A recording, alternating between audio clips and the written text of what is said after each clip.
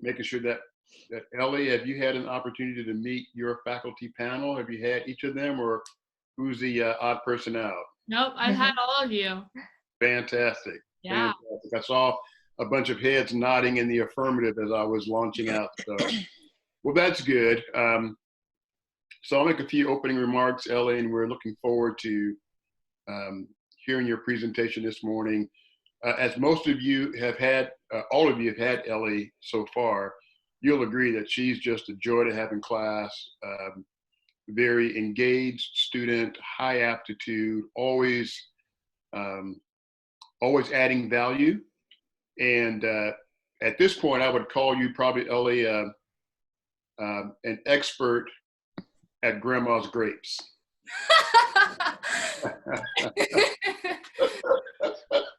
I'll explain that to the rest of y'all later. Yeah, I'm like, what is that? We'll introduce Unpack grandma's grapes when we're back in a face-to-face environment. So, but seriously, Ellie's she's expert.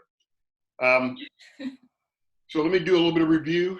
You'll remember back when meeting face-to-face was a thing, we talked about this day, and that it would be an hour presentation, that the first half hour would be devoted to you, and then the faculty would take the remaining time to interact with you around your presentation. So we're looking forward to that. At the end of that time, we'll render our verdict with respect to your fate and your destiny, which we totally anticipate being a very good report. So hopefully that hasn't put too much pressure on you, Ellie, and without any further ado, I'm going to pray and then we'll launch into your presentation.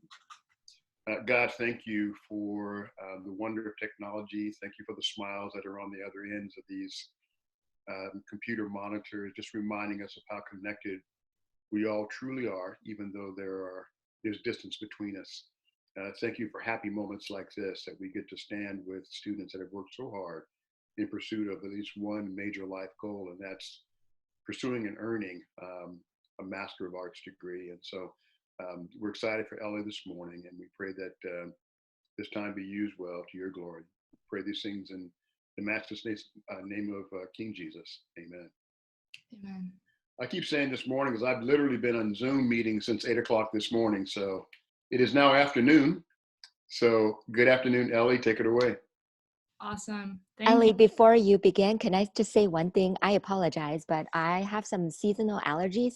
So during your presentation, I will be in and out of the video camera just because I don't want to interrupt your presentation. So my colleagues, if I'm in and out, that's because I don't want to interrupt.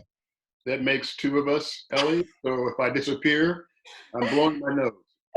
Okay, 3, 4, okay. Yeah, but we're listening. And, well, hopefully it's an enjoyable part of your day. All right, Ellie, take it away. Awesome. Okay. Good afternoon. It is truly an honor and a joy to be before you virtually today. Before I get started, I wanted to express my gratitude to each of you for the thoughtfulness and wisdom that you have extended to me. I hope that this presentation is also a chance for you to see the fruit of your labor. With that being said, let's get started. Today, we're a team. So I need each of you to hold out both your hands. And in one hand, you're going to put on your track jersey, okay? And in the other hand, your leadership jersey. Keep those next to you. You'll be needing both of these jerseys today as you navigate how track is more than a sport. One of the most foundational quotes of my leadership degree comes from Wilkes 2011, which says that a leader recognizes that life itself is the best laboratory for leadership. For me, life itself consists of participating in athletics. To dismiss this area of my life would be to neglect a platform that has allowed me to conceptualize or make sense of leadership. So with our time together, I'm going to show you how track, throwing specifically, has allowed me to gain a deeper understanding of leadership and vice versa. And hopefully along the way, you will learn a thing or two about throwing discus, free of charge. Like all athletic teams, we have to have a game plan. So today, our game plan is 4 P's and a T. I will be discussing these: preparing, process, platform, plan, and teamwork today. and understanding how each of those are pillars in both the world of athletics and understanding leadership.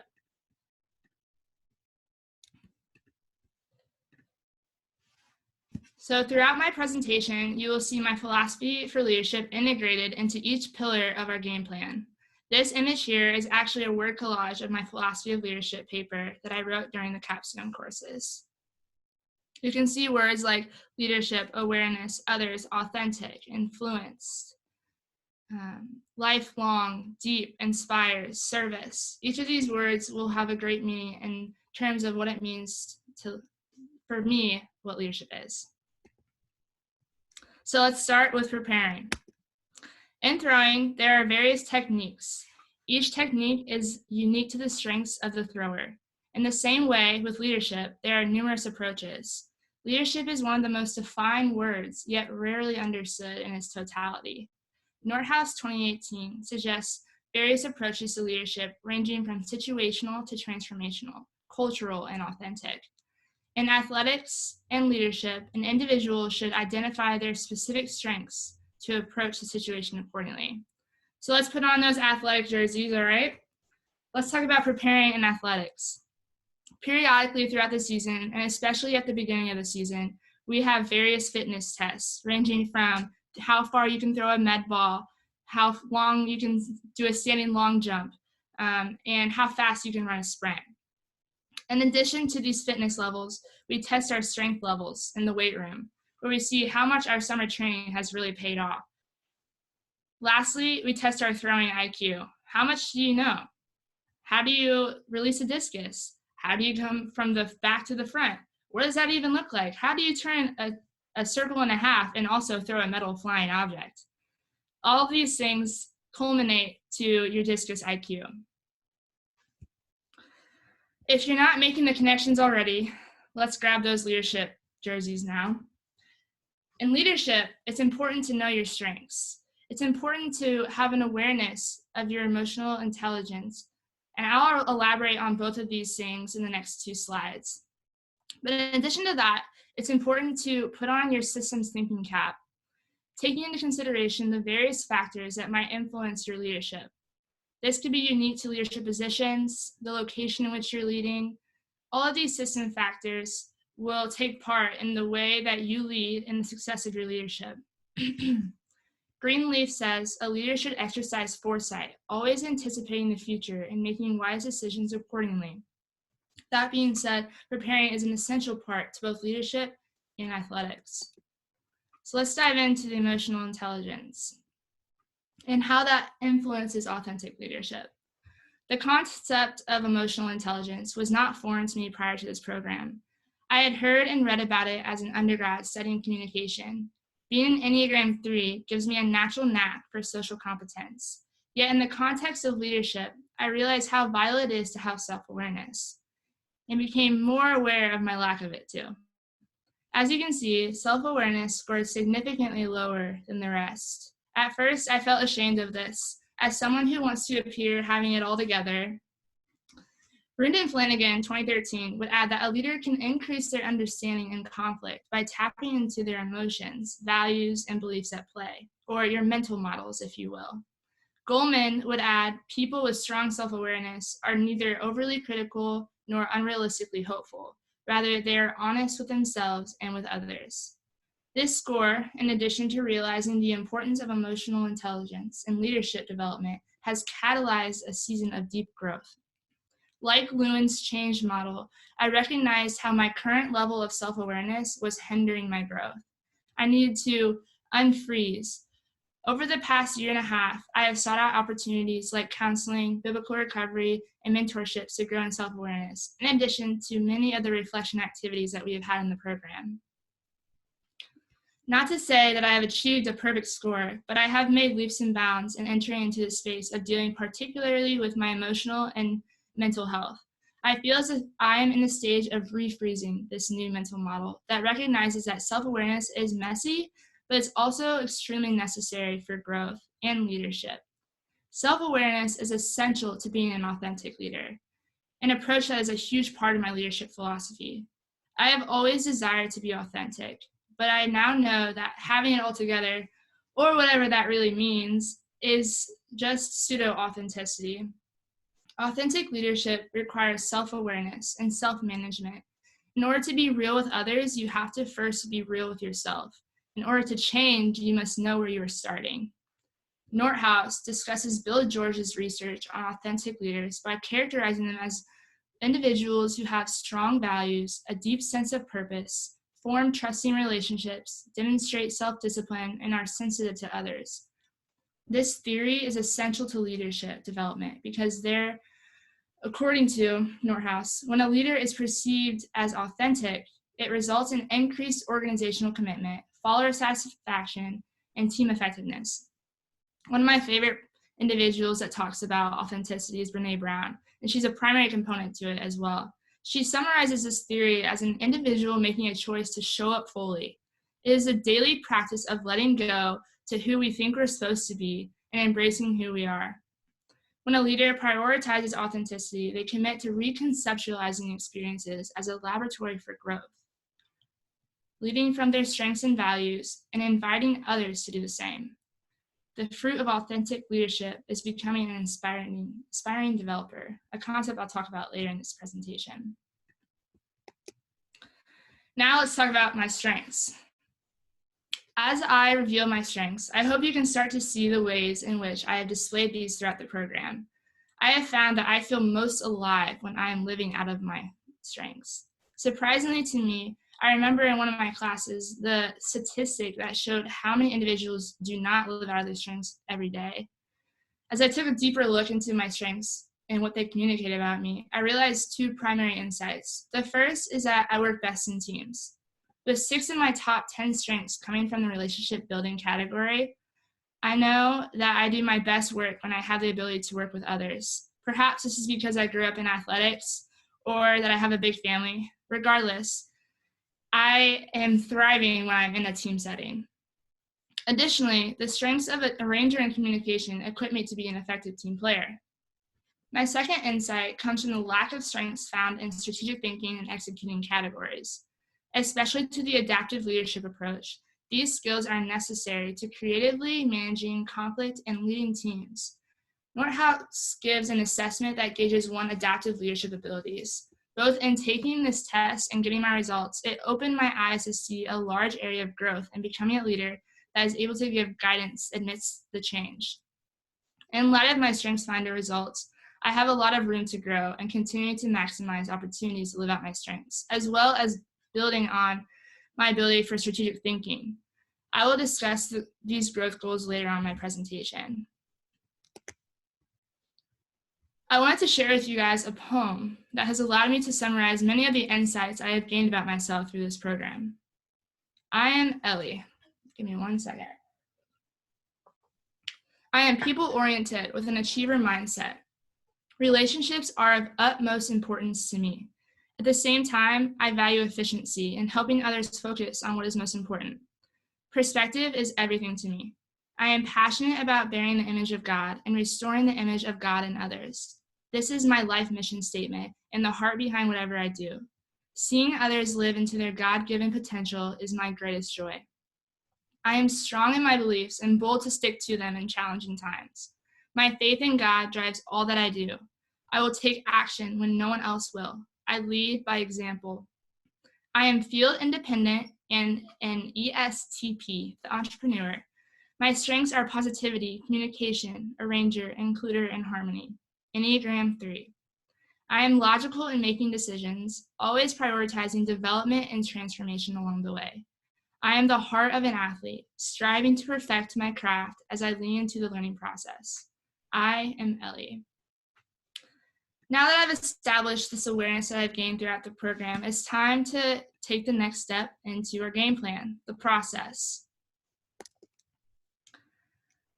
So, leadership is not something you arrive at. Rather, it is a commitment to lifelong learning, as Palmer 1993 would say.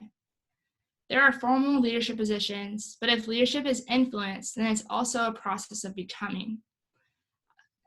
With this athletic jersey, I don't wake up one day and decide, today I'm going to be an Olympic caliber athlete. Rather, it's the every day, every moment having the choice to make the decisions that will bring me one step closer to that outcome. I base this section off of Meziro's transformation theory, which states that transformation occurs by elaborating existing frames of reference, by learning new frames of reference, by transforming points of view, or by transforming habits of mind. So as you hold on to this track jersey, you should know that it's filled with sweat, tears, and long days. The throwing process is very technical. The training blocks are long. And something that's very unique about track is that you get instant feedback. But, for example, when you throw, 2 seconds later, the discus lands, yay far, and you get that number. But the thing is that number doesn't always represent everything that you put into that throw. It doesn't represent the amount of hours you spent in the weight room or the amount of hours you spent learning how to come from the back to the front of the ring. It's not representative of the process. So something I've learned in my track career is that it's really important to set process goals, or in other words, to redefine what success looks like. So for example, a process goal that I've set is working on my release. How can I, in this throw, specifically work just on my release? And although the distance might not always represent how well that part went, I'm able to look back and say, okay, I did what I did with what I could control, and the outcome is a response to those different factors playing in. That systems approach thinking. So I love this quote by George, 2015. It says, "Have you defined what success means for you and for your life? Unless you have thought through the answer to that question, you are at risk of letting others define success for you, or trying to keep up with their definitions of success. Only when you can define what is most important in your life can you set the right priorities for your life and become an integrated leader." Now, although this is talking about an integrated leader, I think this was a huge moment for me in my leadership career, and both in my track career as well, and defining what success looks like. For me, at times, it can be what my coach says success looks like, but oftentimes when I don't meet that, it comes with a lot of discouragement. So making these process goals has been really helpful in terms of redefining success and being able to think positively about how I'm doing. Okay, now with that leadership jersey, at times it may also be filled with sweat and tears, but the process of leadership is a lifelong journey. It requires adapting and influencing in a large capacity. Yet, how does one define success in leadership? For me, it's not the amount of followers I have or the number of change initiatives that I have accomplished. For leadership, it's defining success as Greenleaf 2015 would suggest, with the approach of a servant leader, another foundational approach in my philosophy. It's asking the questions, how are others better because of the influence that I have? Do others get closer to their goals because of my leadership? Ultimately, does my leadership cause others to become more curious about Christ? These 3 questions are questions that I will implement into the way I lead. Not to say that leadership is putting myself on a pedestal, but it's able to help others into their goals and taking on that more inspiring developer approach or strategic mobilizer approach to leadership. Overall, the process is being able to see crucibles as a cornerstone rather than a crushing point.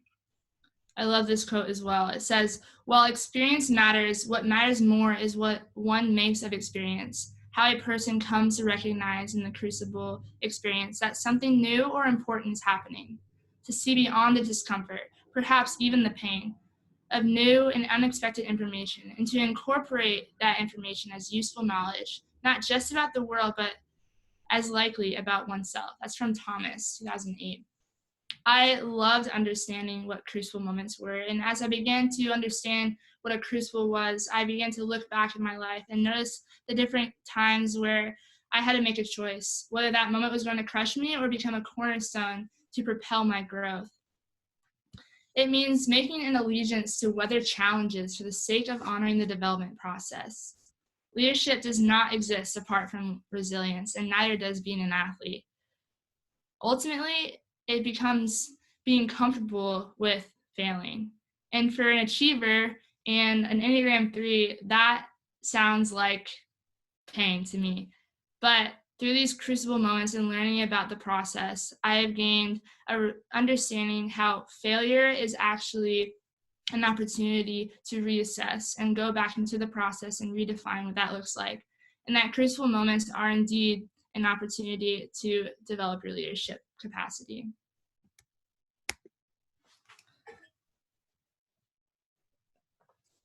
The next thing I want you to notice is the platform.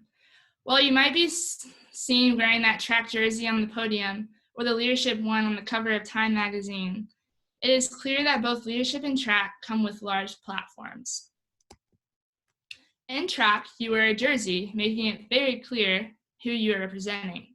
In leadership, you might be tied to a company or a family. Regardless, both athletics and leadership give an individual a platform, or a sphere of influence, if you will. For track, I desire to use my platform to worship the Lord. I love talking about Romans 12. It talks about being a living sacrifice in whatever you do. And so for me, that looks like my sweat and my hard work are offerings to God. It's my response to all that God has done to me. It's adapting Colossians 3:23, which says to do everything as for working for the Lord and not for men.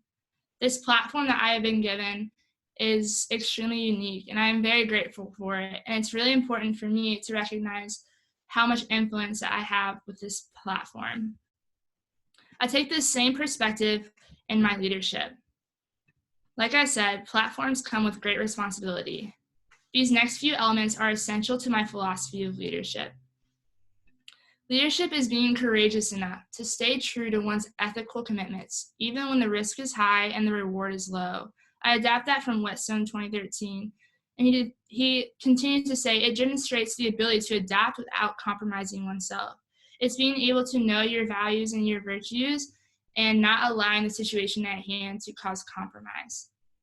As such, the influence of leadership is never for the sake of promoting oneself, but adopts the independent goals of the team as their own.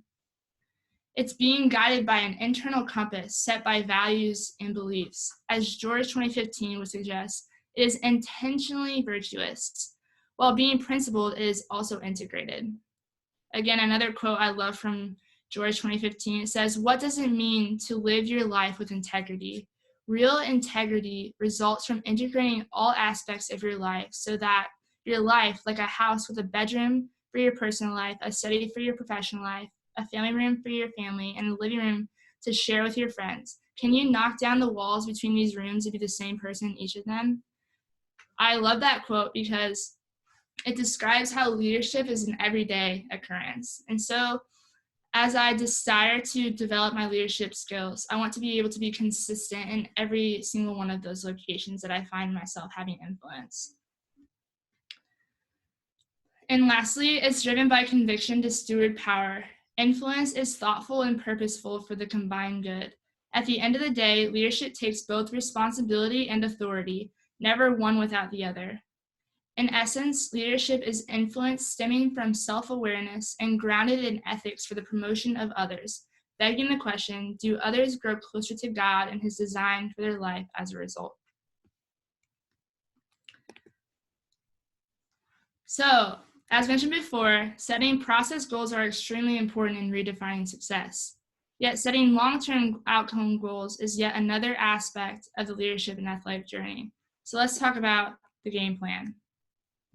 I have based my plan of growth off of how I've self-evaluated the 5 competencies in this program in my life.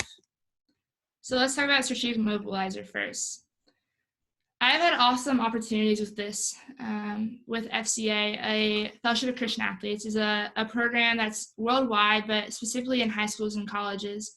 And in this opportunity, I have been able to be a part of a team leadership design where I have been able to assign different roles to each team member to establish a task. So FCA meets every week, and we have 3 main parts of it. We have food, we have fellowship, and we have fun. So it has been a joy to be able to navigate how to implement each of those aspects with the specific giftings that we have among our leadership team. So Whetstone 2013 describes a leader as one who excels in persuasion, awareness, and foresight. I intend on pursuing continued growth by developing and following a financial plan for myself. I was given a budget Excel sheet by a mentor that I will fill out at the start of each year and adjust monthly as needed. Before I begin my career post-grad, I plan on completing my budget so that I can avoid being immobilized by finances as much as possible and practice stewarding money well. Additionally, I think it's really important to know your team. Michael White talked a lot about this in his course. As he helped us understand who we were, he also stressed the importance of knowing your team so that you're able to place your team members in the place that is best mobilizing for the entire group. The next one is inspiring developer. As you can probably tell, this one is close to me as I really value transforming relationships. The person I am today is a reflection of those who have invested in me. In order to continue the growing process, I will meet at least monthly with a mentor and find at least one individual that I can also pour into intentionally, using the framework I have learned from the Mentor's Guide by Zachary. Specifically, I will create a collaborative environment to grow and be held accountable. With the change catalyst, I gave myself a 4. In LDRS 534, which I am currently taking, I have been learning a significant amount regarding change, specifically the idea of being willing to fail, like I kind of touched on earlier. And I also have been learning about change agility. My next step of growth is coaching. This fall, I am taking a break from education to get some professional experience. I intend on applying for a coaching position in the area in which I can, 1, practice the willingness to fail because I've never coached before, and 2, get outside my comfort zone. I feel like this opportunity will give me the experience I need to be able to strategically mobilize each player on the team, but also learn how to come into an organization and implement change as needed. But also, like I said, being willing to fail is a big part for me. The next is responsible influencer, which I gave myself a 3. Levi 2017 talks about the ideas of diversity based on cognitive process and social process. The cognitive process says that individuals are given stereotypes and bias, and then the social process talks about where it's all about power differences. In my pursuit of being a responsible influencer, I want to hold these tensions of diversity and expand my framework by inviting others that think differently than me in my board of directors. George talks about board of directors in terms of following your true north. And so I want to invite people into my board of directors that come from different backgrounds and also think very differently than me. I intend on having conversations with them monthly in order to kind of pass by ideas of what life looks like and also learning from their perspective. And lastly, principal decision maker, which I gave myself a 4. I think this one is huge in terms of leadership, like I mentioned earlier, because it's being able to stay true to your true north, as George would call it. In light of that, I will be establishing a board of 3 accountability partners that I will check in with monthly. Teamwork. Track is much like leadership in that it is not always a team environment. Perhaps the greatest team-like evidence is wearing the same jersey, but it is knowing how to utilize a team for the collective growth. Bill George talks about finding your sweet spot, or the place that you thrive best. For me, when I am motivated by the well-being and growth of others in a close-knit community, supportive community, where I am influencing others towards the greatest potential. Additionally, in True North, George discusses having a home team to serve as accountability. Chittister says each person, or encourages this team-like mentality in saying that each person that I encounter is an opportunity to learn and seek to understand diverse perspectives. Teamwork is essential to both athletics and leadership. I love what Wilkes had to say about team ministry. As a group of disciples bound by lordship of Christ, who are committed to the shared goal of meeting a particular need related to the overall mission of the church. Being on a team with track has been amazing. Not only has it provided the accountability in my training, but it's also provided those relationships that have spurred me on. In my leadership career, I intend on also building this kind of team mindset, not only in the way that I lead, but also in the way that I'm supported. As mentioned with my personal goals, I'll be creating a board of directors, if you will, and accountability to continue this team mindset throughout my leadership career. So, in closing, this program has been more than getting a couple letters after my name. It has been an opportunity for me to build lifelong relationships with my peers and develop mentors. It has been a place where my framework was challenged, stretched, and restructured, a place where I developed a deep self-awareness and came face to face with the ways I still needed to grow. I walk on from this program with confidence, not merely because of my knowledge, but because of the posture, rhythms, and relationships that this program has instilled in me in such a short time, which in turn has resulted in understanding. I am very confident moving forward because of the preparation in place, understanding the process, having a plan, knowing how to responsibly use my platform, and the incredible team that supports me, many of which who are pictured here. I feel extremely grateful for this opportunity. Whether it's in my athletic jersey or my leadership jersey, I take with me the tools necessary to continue a posture of lifelong learner as I seek to influence others in a way that honors Christ. Thank you. Here are my references. Thank you, Ellie. Thank you, thank you, thank you. Well done. I think you landed the plane right at 30 minutes. That's super impressive. I think you took to heart my my admonishment to my encouragement to practice. Well done. I have to admit something funny though. When you were, the way that you cited your sources, they sounded like Bible verses, and I was thinking, where is she getting Levi 2013? You're muted, Jillian. I thought the same thing. I'm Levi. I mean, she's talking about the Bible, but then One of my textbooks. Thank you. Not the Bible I'm reading doesn't have that. Yeah, mine either, but I thought, you know, I can get on board. If Elle started Levi 2013, I'm all about it. That's funny. Oh, well done, Ellie. I'm going to make a few comments and then I'll turn it over to the faculty to engage. I will say at the outset, this was perhaps one of the most in-depth, connected, well thought out, well presented colloquium presentations that I've been a part of. Wow. And I get no extra money for saying that. I get no extra money at all. But I'm really being really serious. I enjoyed it. I learned. And so anytime I can learn as a faculty member, I see lots of heads nodding. That's a darn good presentation. Also, good presentations evoke a lot of interaction. And so I would expect that as well.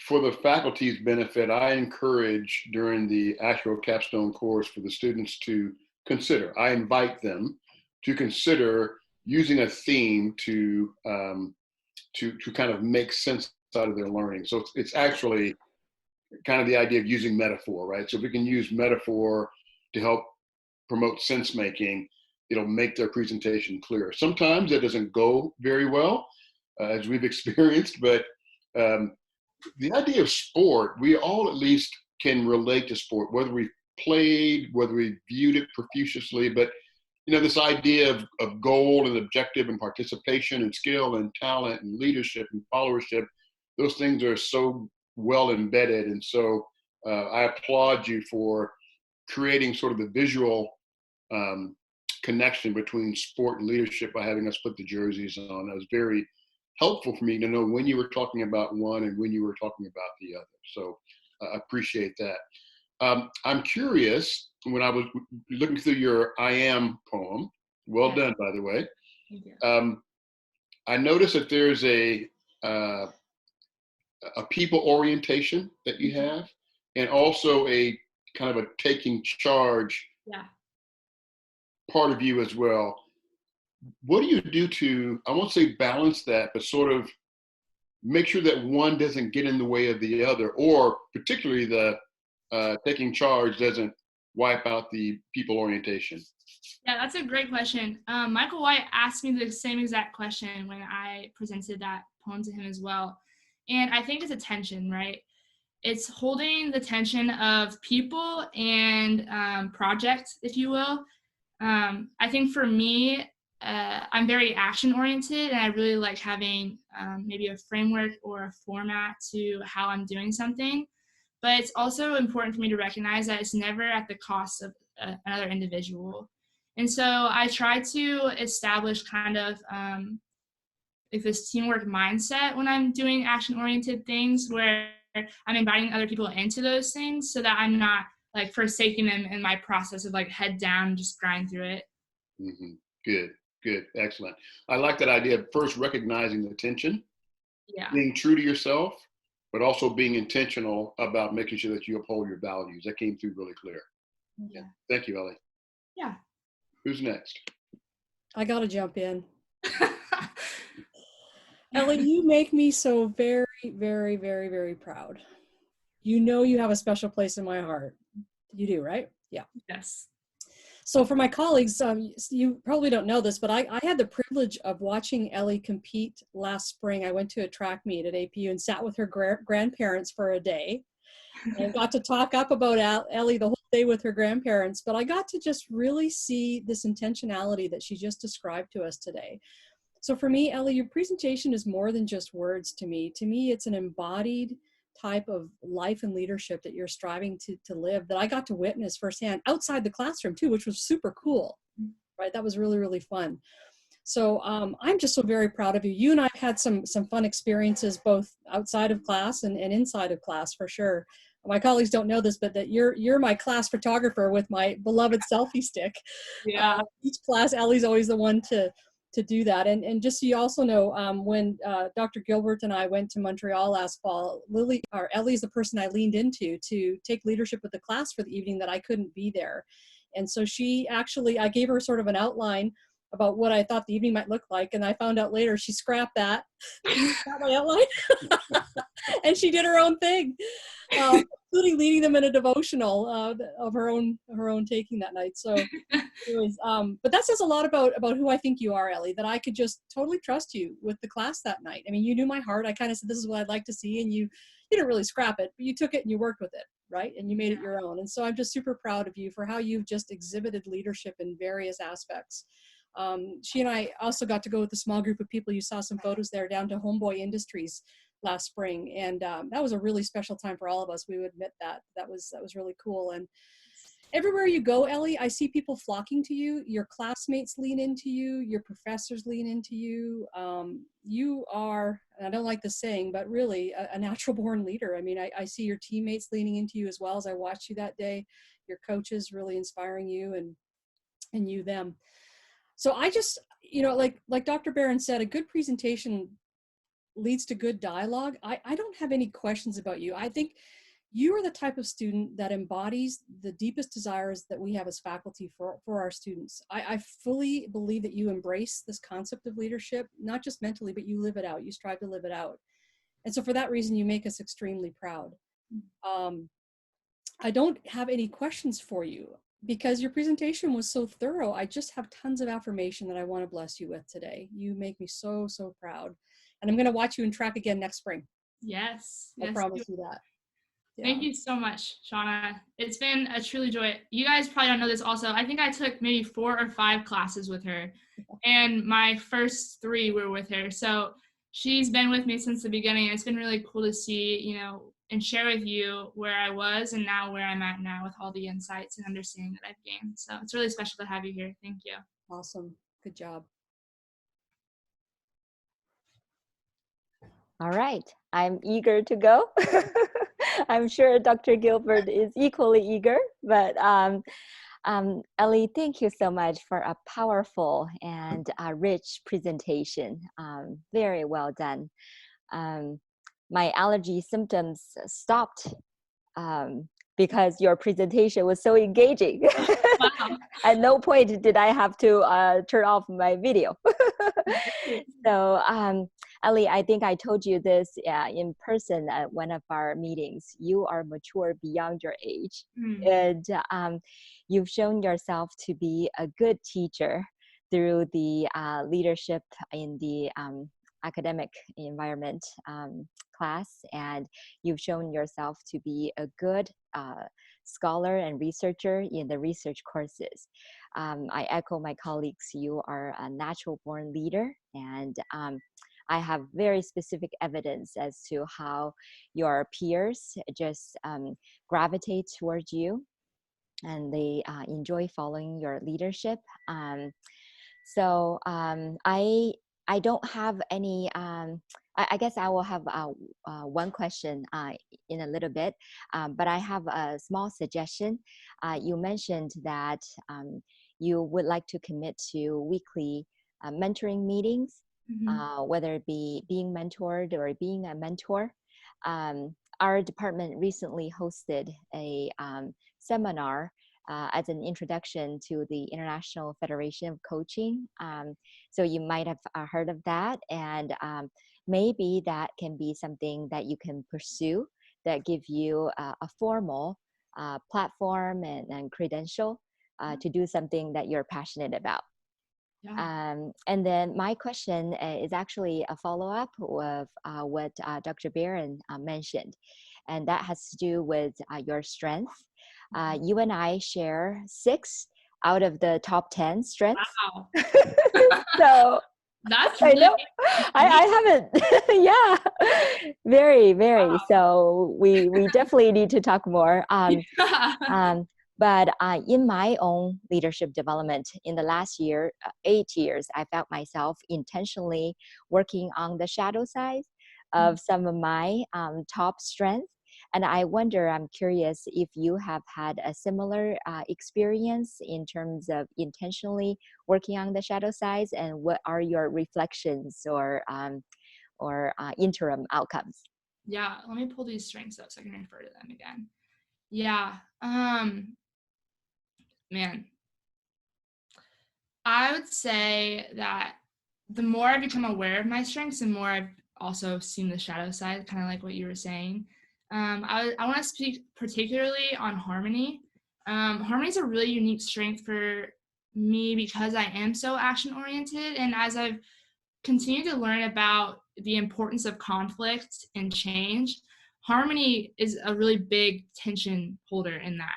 And so what I've learned about that specific strength and how I embody that in the midst of change and conflict is that harmony doesn't mean that there's always, everyone thinks the same thing, but I think it's creating a space where people feel supported for what they're saying, not necessarily that might be correct, but it's being able to validate each person's presence in that room or like seat at the table, I think. But not to say that I do that perfectly all the time, but I'm learning how to invite people in to those conversations and being able to disagree and to move forward in a very, I think, respectful process. Thank you. Thank you so much, Ellie. Great question. Mm-hmm. Thank you. Okay. Well, I echo everybody. I mean, my gosh, it was so thorough. And I think the biggest thing for me is these were not just words on a slide. I felt them as prayers that you really want for yourself. And, you really know when somebody gets it, when they're able to take the whole of the program and find those pieces and integrate them in a way that they all make sense together. And so the way you articulated, I can tell that's your desire. I can tell that's your hope for yourself now and for the future. And I can also tell that you are being super thoughtful about how you're impacting other people. So I really appreciate that. It's like Dr. Barron said, well, I mean, very few presentations are able to integrate it that deeply. But I think that's also the struggle with leadership, right? You have the tiers of authentic, those who are being really authentic with their leadership, to those who really can spout it but don't really understand what that means. And so I can see that. So thank you. I don't know if it's a question or a thought so I'm going to throw it out to you. Okay. You talked about a couple times this idea of failure Yes. and this idea of foresight.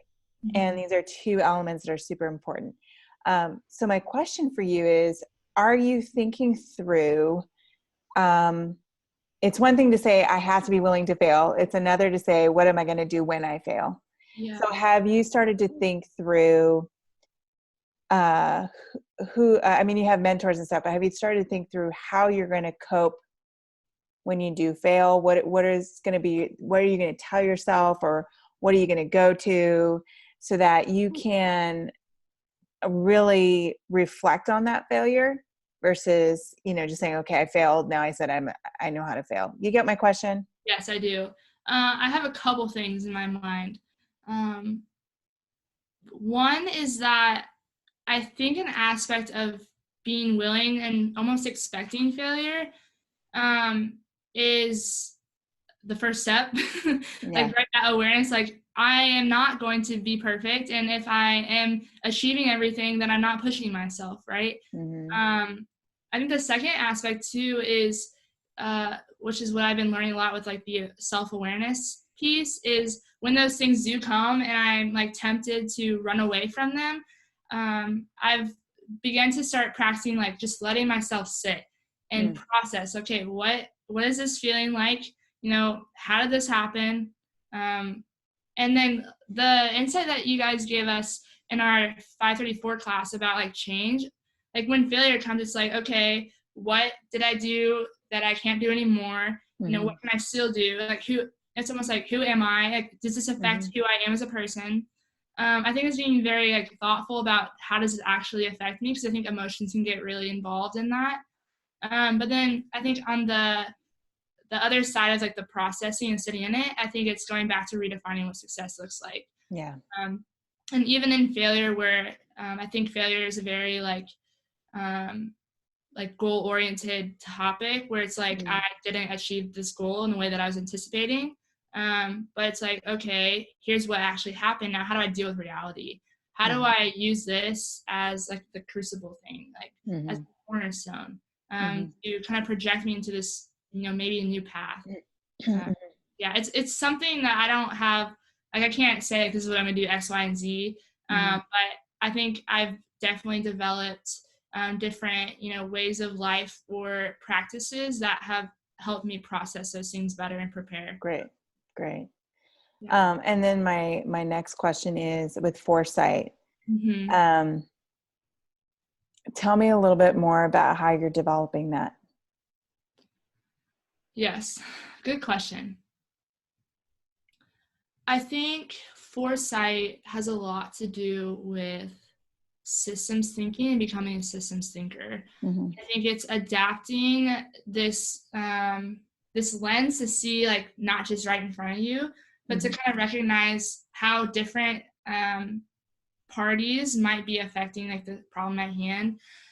In terms of, like, practical foresight, I think one way that I'm implementing growth in that is just by preparing myself in terms of, like, knowing who I am. I think having those values and principles locked and loaded will allow me to make those decisions, or being able to maybe adapt before I have to react. But I definitely think that's an area of growth that I can work on, and something I haven't had extreme experience in terms of, like, maybe the organizational workplace. Yeah. That makes sense. Awesome. I also echo Dr. Wu that I do think coaching, getting some formal certification in coaching would round out the phenomenal person that you are and really give you a huge platform in the coaching sphere. As you think about your career, in being a coach. I'm assuming coaching is the career you want to go forward in? Yes, as Okay. of now. Yeah, so I think even if it's not, even just training, even if you don't do the full, like, certification, I think anything you can do that can enhance that, because you already have it built in your understanding of what leadership is. So I would encourage you to keep trying to find ways to practically engage those skills of foresight, change management, and coaching. Yeah. Definitely. Congratulations, excellent. And Thank Dr. Gilbert, we're offering that in May, right? We are. We're offering, so you can get like the certification or you can just do the training. Okay. So if you have And so you might want to look into it. I think we're full, but we're going to be offering it even to alum even next year. So Okay. it would be something I think you could consider for sure. I think I read about that originally, but when, track still existed, I Yeah. had track during that time. But Yeah. yeah, if anyone drops out, let me know because I'll be around. Yeah, no problem. You're on mute. I think can you hear me? Yeah. Yeah. Okay, I think my final observation would be back to my original comment about your ability to teach us and command sort of an audience. I'm wondering, are you giving consideration to pursuing your education?